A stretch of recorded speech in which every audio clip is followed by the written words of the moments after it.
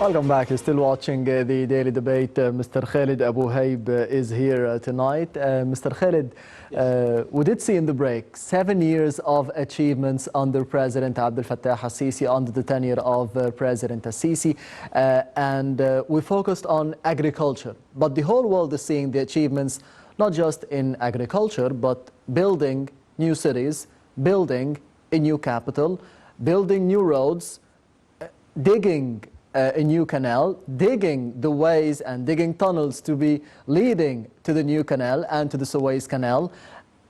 In your opinion, how would the outer world see Egypt now under President al-Sisi after those 7 years?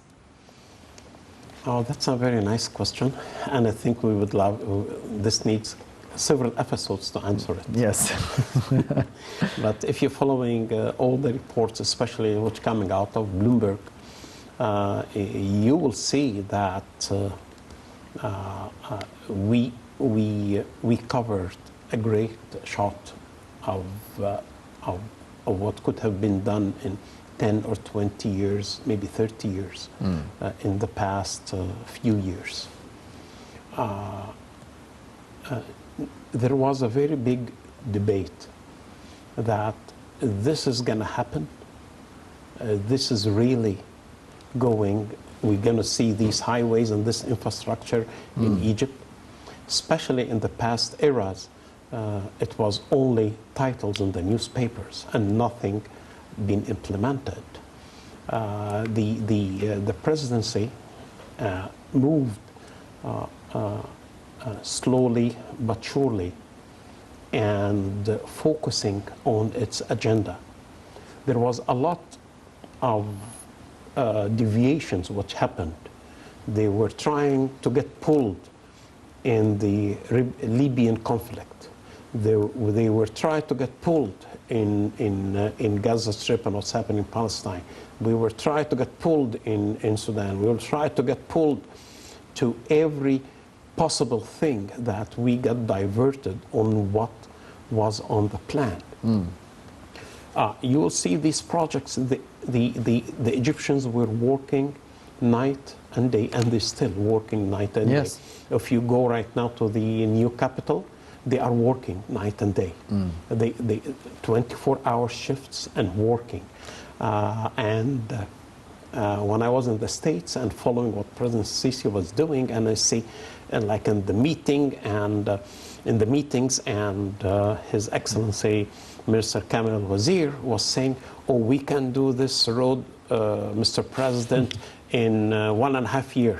And here comes the president, "Nope, it is 6 months only, Kamel." So what is this? How we can do it? So, and you come say, it is done. Yes. And seeing it from outside. The pace of work, did you expect us to be going with this pace? No. I'm talking now about as an Egyptian living abroad. So I was saying this, I said, okay, now we're having another propaganda.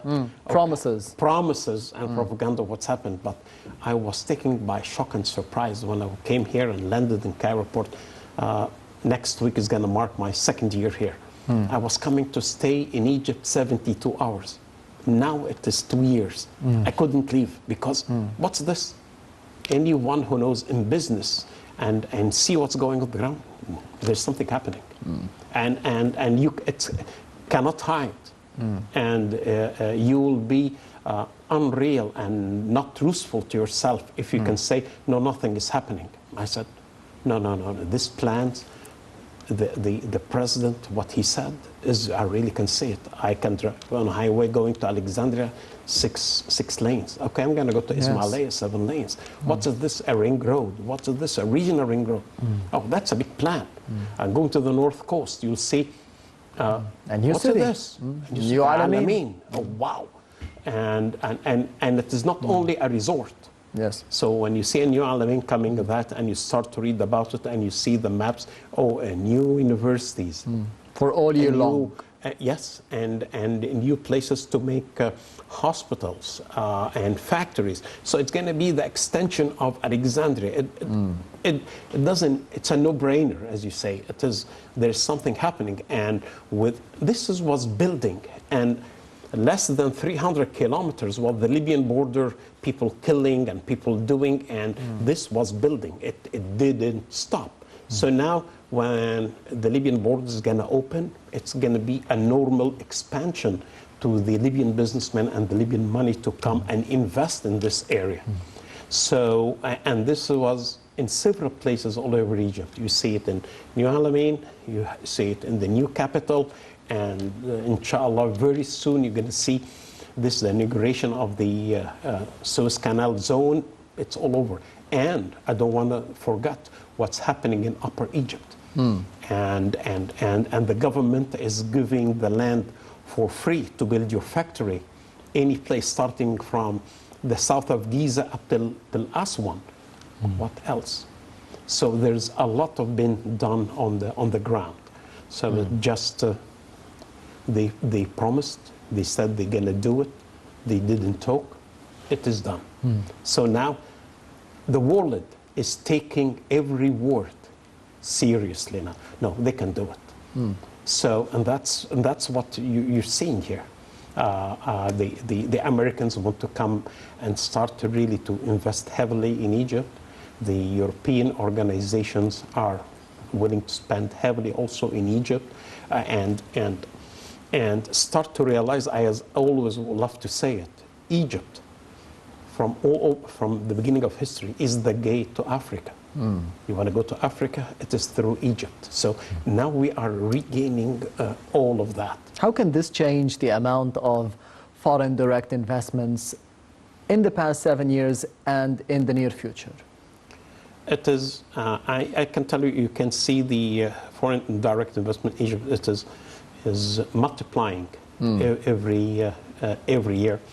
And now, even when we start to say that the Egyptian bonds, we were asking before countries to come and buy it. Now, we choose which one to take. Now, there's a lot of funds. Now, the Egyptian government is saying, oh no, we need that fund, we don't need that fund. And now we start to say and name the amount of the interest which is going to be paid. This was never happened in the past. People we used to borrow the money and they say, okay, this is 7%, this is 10, 11. Oh, we don't need you. We have multiple resources now. You don't like it, you don't like what we're doing. Okay, tough luck for you. And in order to be attracting more direct investments, we have new legislations as well to be definitely attracting the investors, the new investment law, for example. Legislations, security, and the law to be executed. There is no economic development without stability and without enforcing the law. And there's a lot of laws coming out right now to shape everything. Like, don't take it easily. Like one of the last laws that the president signed is that to go in the parliament and take picture and just say false news, for instance. So things need to be respected. We're putting everything back in order. So things are reshaping, and we started really to get. I don't have the word to explain where we were. Now we can have the outlines of a real country and a real developing, which is going and proven and respected by everybody. So returning to Malaysia, what about the cooperation files, the possible cooperation files between Egypt and Malaysia other than the economy? There is, other than the economy, there is definitely the as we started as the soft policies which we have with them regarding Al-Azhar and its organization, the universities. We can also get and benefit from their experiment and how they came up with their education system. Their education system now is one of the best education systems in the world, is in Malaysia. The second thing I can remember right now is the role of women. Yes. if you see anything about Malaysia, they took the women from the villages, they took the women and they get them educated, and you can see them everywhere and to till the highest ranks in the government. So it is not like the wealthiest tier of the society or only a couple of ministers. No, it's the women in the whole country is being very well educated. And President Sisi himself, since day one, he is pointing and forcing on the role of the women and what they can do to the Egyptian economy, to the Egyptian life in general, to Egypt as a whole. Women empowerment in Egypt under the tenure of President Sisi, how far have they come now in the past 7 years? I can say that they are living the best times ever, but they can do a lot. And if there is no developed nation without developing the woman, and if you want to destroy a nation, just put the woman aside. Everything will collapse. So the woman, number one, it's always the woman. Number two, the woman. Number three, the woman. Then after that is definitely is the education for them.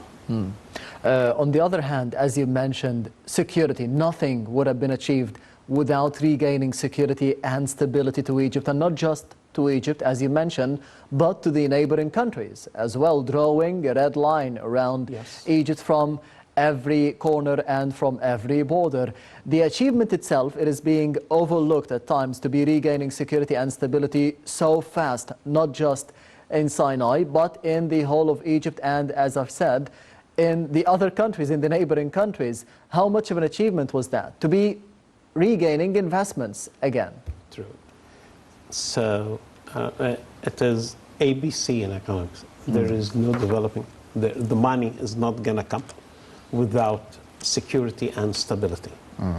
Okay? And they started, the presidency started from inside and out, from the small zone, then securing the country, securing what needs to be said, everybody respect what he's saying, then marking our territories, the borders, the territory here, they draw the red lines. Then there will always be, as we love to say in the States, the couch potatoes. There will always be sitting people saying, oh, he's not doing anything. Oh, you see what's going on. And when he wants to go to Alexandria or Suez or Sharm el-Sheikh, he just want to take his car and, the road, and he doesn't even thank what's going on. So skepticism, and there are people you cannot please. Okay, and never. It is always like that. But now, human nature. It is human nature. Yes, absolutely. But now, okay, tell me what else? What else this gentleman, President Sisi, he said and didn't fulfill?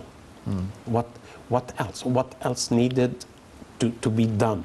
The infrastructure is going day and night, 24 hours a day, all over Egypt. It is. If we studied in history that the modern history movement started by Muhammad Ali, so that is the next developing what's happened. Sadat was trying to do it, but he didn't have the time to do it. And these are the real solid steps to putting back Egypt where it was. There's also courage by President Sisi to be taking those hard decisions, and support by the Egyptian people to be accepting and doing those decisions. Returning once again to the Egyptian-Malaysian file, the trade exchange between both countries, how would you assess them, or how do you assess the trade exchange and the balance between both countries, especially in the first half of 2021? Definitely, we imported heavily in the electronic field from them, but I think with them coming and investing in Egypt, definitely things is gonna change, not only with Malaysia, but with between Egypt and the rest of the world. I raise my hat off for what the president's doing. I raised for everyone who are we sitting here in the studios and your viewers who are listening to us. There are people putting their hands in cement and in mud, and there are other ones not sleeping on the borders, and there are people who are in charge about security everywhere just to make all of this happen.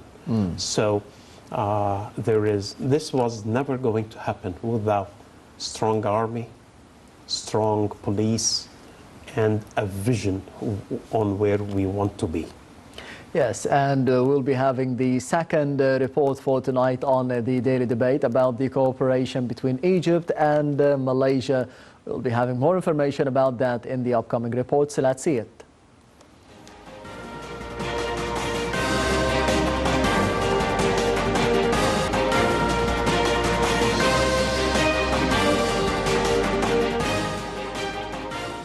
Egypt, with its capabilities provided by the Suez Canal, as well as its ability in providing reliable logistical services, will eventually become Asia's gateway to the Middle East and Africa region. Egypt's strategic location connecting Africa to Europe, Asia and the Middle East, and its plan to further expand transportation to neighboring countries makes it internationally important. Over the past years, Egypt's been a great advocate to the ratification of the African Free Trade Agreement, drawing great interest from the international community and Asian giants. Many Asian countries, including Malaysia, Thailand, and others, voiced hope that after the novel coronavirus COVID-19 pandemic comes to an end, more business, economic activities, and concrete outcomes between the public and private sectors in Egypt will flourish. Egypt and Malaysia's relationship goes beyond economic cooperation, providing the example of education. Egypt's moderate Islamic stance is another area which interests everyone, including Malaysian students who wish to gain further religious knowledge at Al-Azhar University. The Azhar University provides hundreds of scholarships to Malaysian and Asian students every year to promote moderate Islam in a bid to eliminate terrorism and extremist thoughts and ideas. Malaysia's ambassador has previously asserted that close cooperation is underway between Egypt and Malaysia in several fields, topped by trade and education. He voiced the Malaysian government's keenness on consolidating and diversifying domains of cooperation with Egypt, stressing that both countries adopt close visions towards several international issues.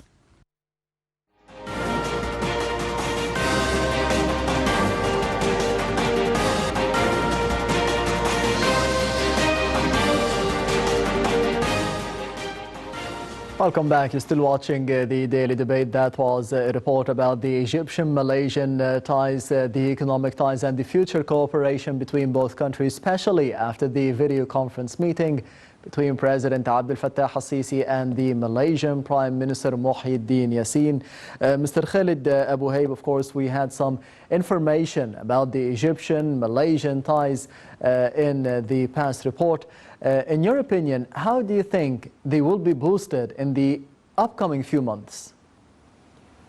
By all means, after that, the video conference between President Sisi and the Prime Minister of Malaysia, definitely is going to be, we will be witnessing a boost in every channel between Egypt and Malaysia.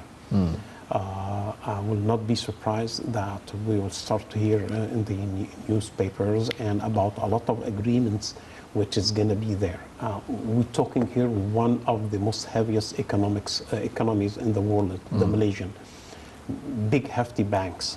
So when they gonna invest, they're gonna really invest heavily in a long-term investments, which we really need right now.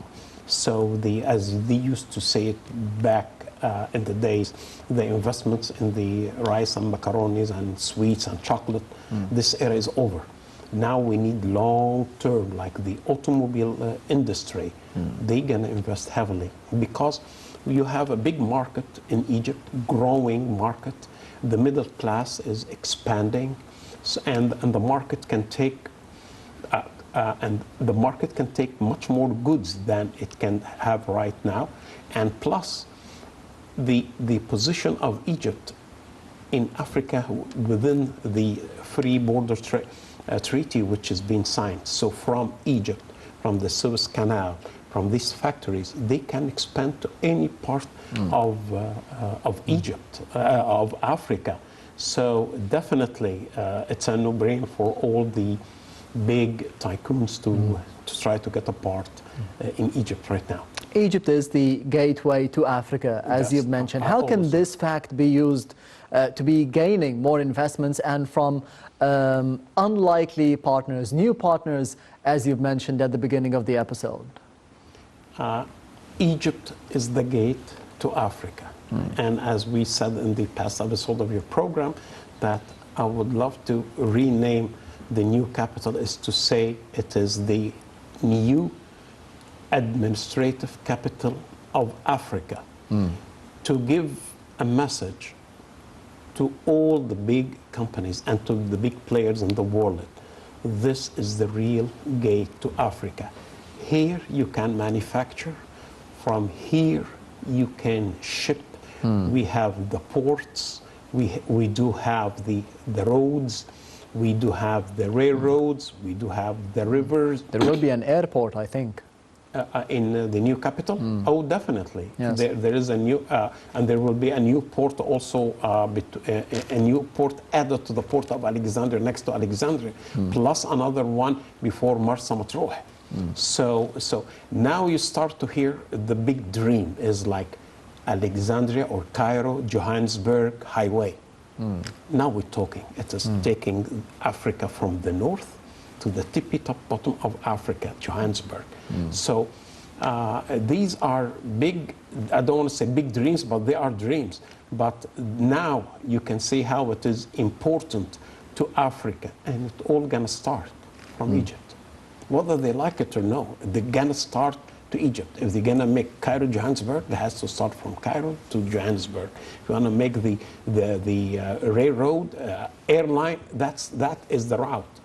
So, and now it is clear that we mean business and we are open to business. When you bring your capital here or your money to long-term investments, before you used to see in the papers, oh, it's the bonds for 6 months, the bonds for 3 months. But see now what's the Malaysians saying? We want to come and build automobile industries. We want to come to do the blue chips or the chips for the computers. This is not 3 months or 6 months. This is 20, 30, 50, Years. 100 years of investment. This is the type of investments to put concrete for the Egyptian economy. And who will be benefiting? Egypt and Malaysia at the same time. Definitely. Anyone who would like to do business with Egypt is going to benefit. And the benefit's going to Egypt and the neighboring countries also to Egypt. Yes, we have big dreams, but what about the challenges that could be facing those big dreams? With the leadership like the ones we have, like President Sisi, with an army like the one we have, and with the police force like the one we have, I have no doubt that the plan is going to continue forward. It's no joke. And everybody means business. So it's a tough message to everybody. And I think whoever reads between the line will understand what I mean. And how can we be benefiting from the recent expertise of Malaysia, the success of Malaysia? Number one, we need to see their experiment in education. How within 20 years, 30 years, they came from 100 and somewhat nation to becoming one of the top places of education in the world. We need to learn what did they do and to follow it. We don't need to reinvent the wheel. They did it.